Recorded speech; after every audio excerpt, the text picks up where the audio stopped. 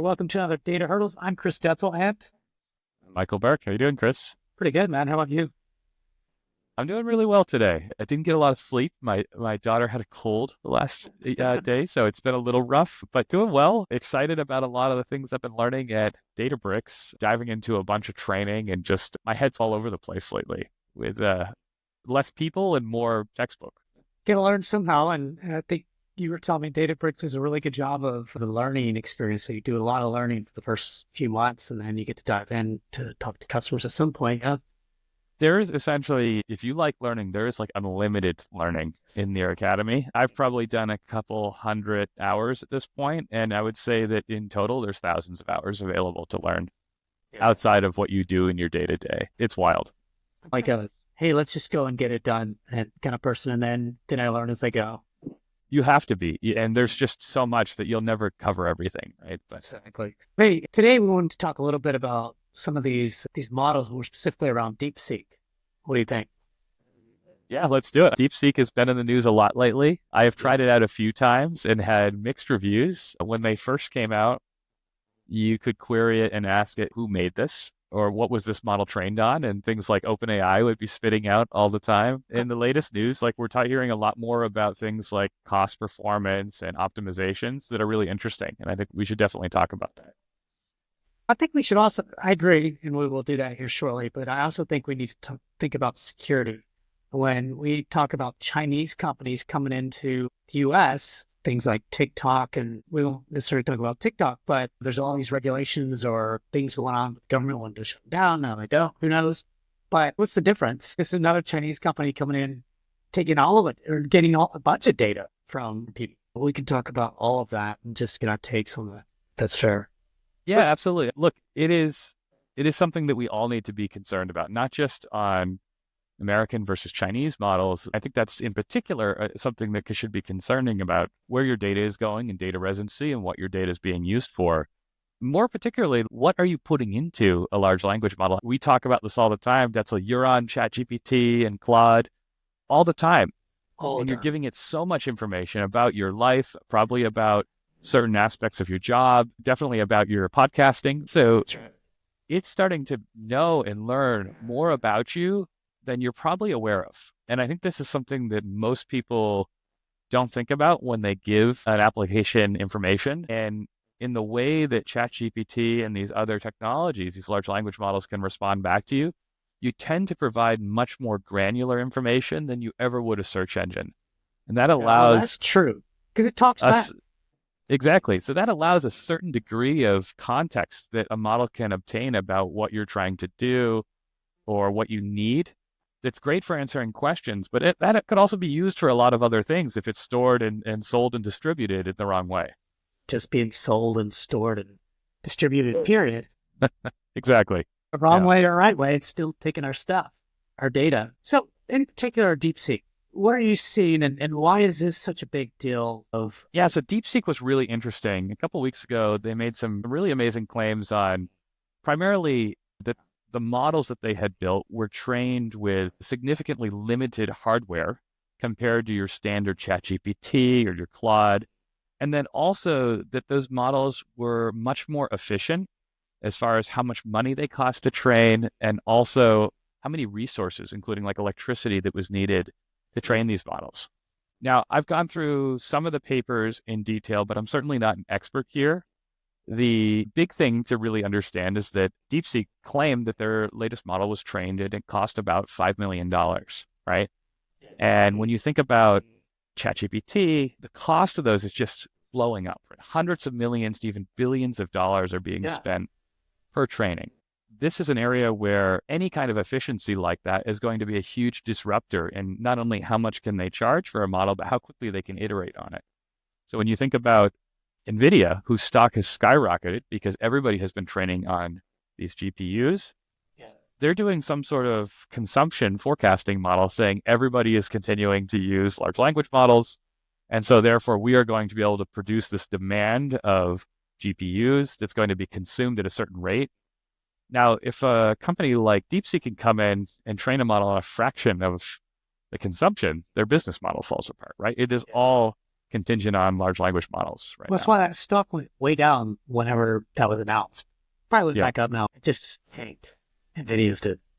Yeah, absolutely. And I think the other really interesting thing to talk about with DeepSeek is that there are these new kind of strategies coming out on how we deploy large language models and how they operate and make decisions. And so when you think about ChatGPT, we call it like a model, right? As a singular thing. But really what's happening under the scene now is you don't just have one large model because that really would be only okay at doing most things, right? Versus this new kind of framework that has been rolled out, and most large companies are using it now, is called mixture of experts. And what that means is that there are many models being trained in specific areas and sub areas of information. And they are actually experts that can be used to communicate and respond to a question better than a generalized model ever could. And that's really, if you think Is that about what DeepSeek's how, doing, or is that? yeah, so DeepSeek has been doing that. And one of the big differentiators that they released that was also in the news, but not as big as the drop with NVIDIA and the price to train it, was that their entire mixture of experts, or most of it, was completely open sourced. And no other company has done that to date. And what that enables is a entire group of people that didn't have access to that kind of technology to understand how it works. And if the model really can be trained for $5 million, that unlocks a whole bunch of new use cases for places like universities or large enterprises to start investing in these models to build specific use cases for their own business needs.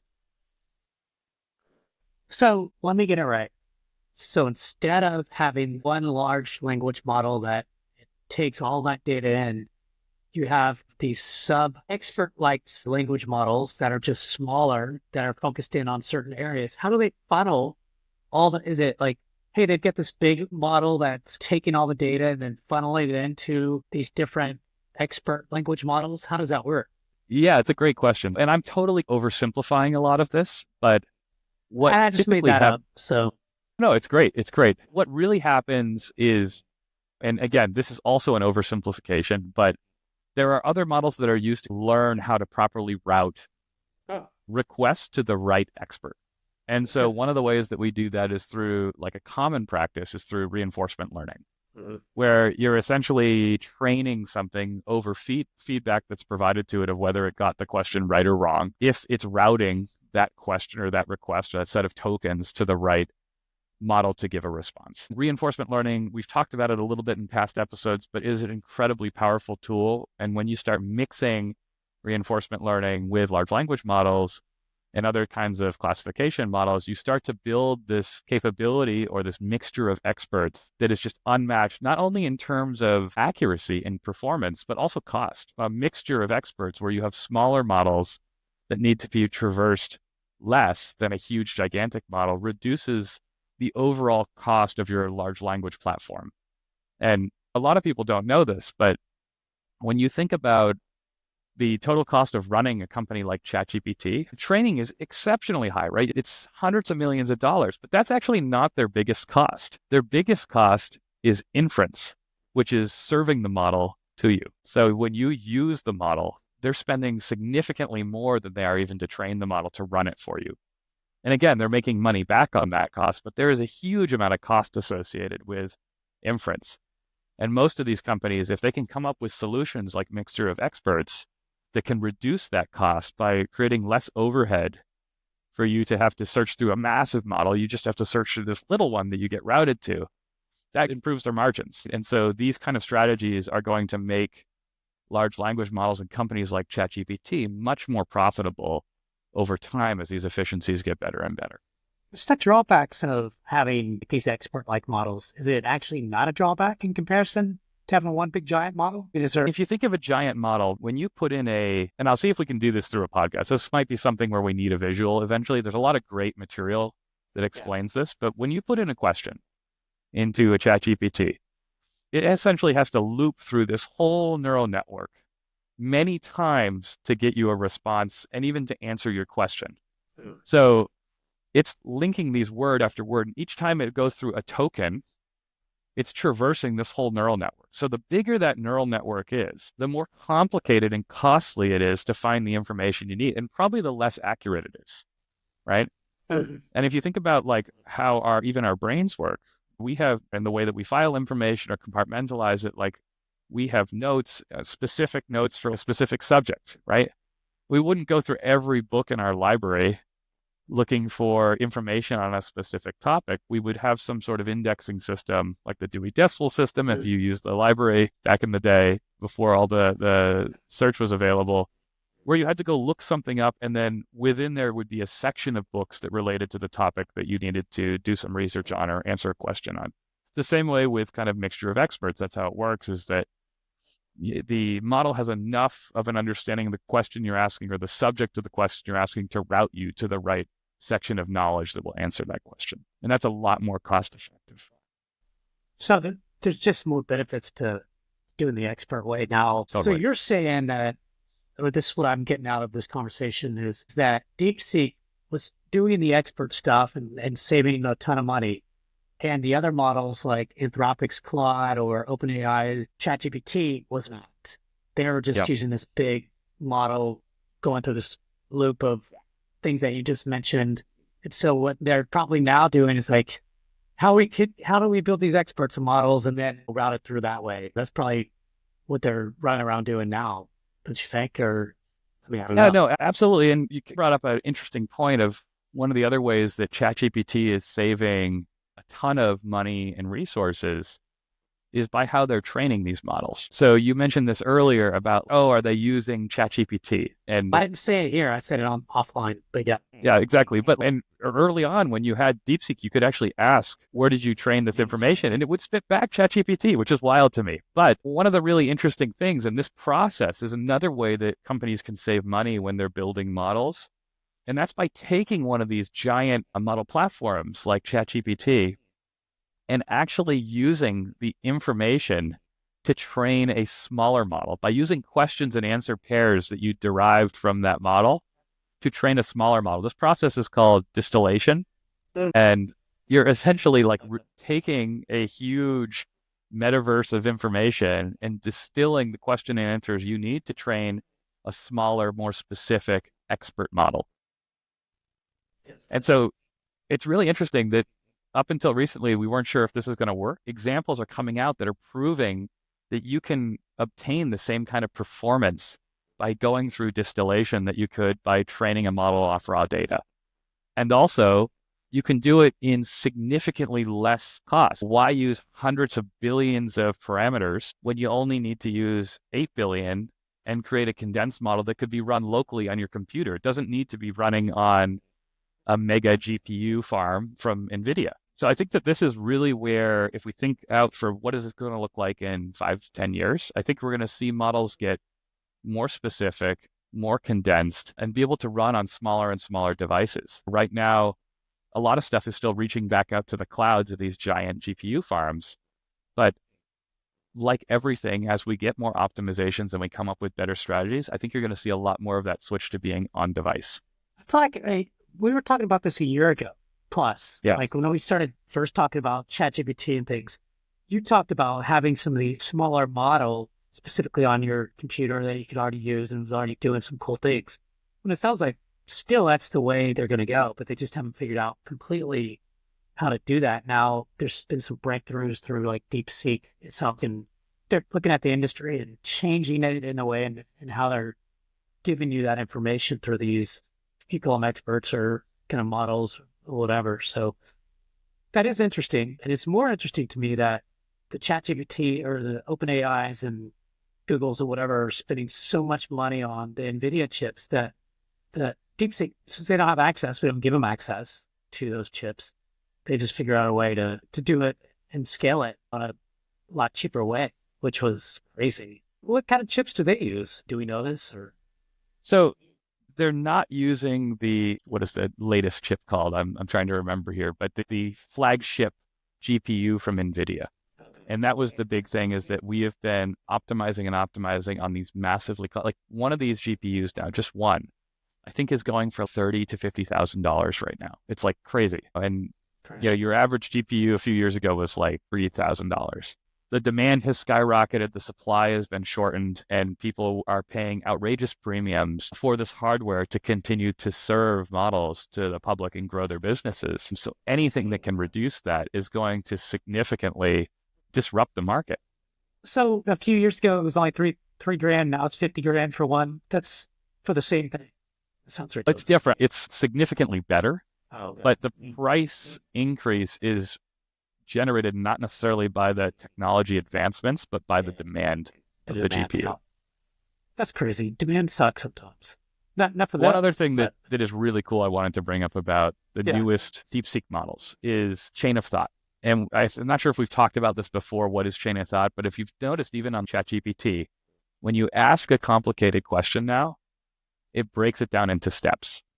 And so you'll say, it says, if you ask it to take a list of people that you know from X, Y, and Z and help me write a brief bio on each, and then maybe do something else to that information, put it in a table, it's going to start thinking, and then it's going to write out a series of steps, and then it's going to execute on those steps. That's what chain of thought is. And up until really recently, before actually we jump into chain of thought, the reason that we use chain of thought is that you tend to get much better answers on complicated questions. And you've been using ChatGPT since the early days. If you ask it a complicated question, it a lot of times would fail to answer it. And this was particularly true when you asked it math questions, right? Or things like that, or even that one that I posted online about my anti-spam question with apples. Now ChatGPT can answer that question. It still won't say it's a human, so it still works. This chain of thought is something that DeepSeek is also completely open sourced in their models. And nobody else has done this as well. So the amount of open source material that they've provided to the industry is on par with what Llama has done previously from Facebook. It's just these advancements are only going to get better if we continue to open source. And a lot of the big players, the ChatGPTs of the world, they're not open sourcing that information. And that's stunting the growth. It's stunting universities from being able to do things, or individuals or businesses. And I think there's pros and cons to all of that. But to me, educating the public on some of these more complicated processes in universities and researchers, that's what advances the entire industry and moves everything forward. I'm starting to see, so get off a little bit, but I'm starting to see businesses like product companies really, truly embed AI type of stuff into their products. So actually being an AI usable product. And like, for example, I might have said this before, but like the company I work for today, like ZoomInfo, when you think of like an AE that is selling to a B2B company that is looking for not just names and contacts, but looking at what's going on within this company, who's doing podcasts, who's looking at my website, like it puts it all in one place. And all the research that you used to do is just in one place, and it tells you all about a company or all about a person, instead of you going online and trying to find it all and spending 2 days of finding and now it will also write an email to them specifically around their earnings or their initiatives and things like that. Like it's doing these things already. I think, I'm not sure but they're using like a OpenAI or a Claude or even DeepSeek. They're using these companies to run the back end of the AI stuff. It's pretty cool. Like it's changing the way everybody is doing business. It's insane. Yeah, no, it is. And it's getting easier and easier. And I just went through a training on how Databricks does this, right? And it is amazing. Like previously to do this, you needed to know a lot about engineering. You needed to know a lot about ops. You needed to understand how to deploy these things and what kind of databases, your vector databases that you needed, what would scale. Now, like platforms like Databricks, and there's others out there too, but I think they do a really good job at this. You can create one of these large language models fine-tuned to your needs in your own kind of localized RAG in a matter of an hour.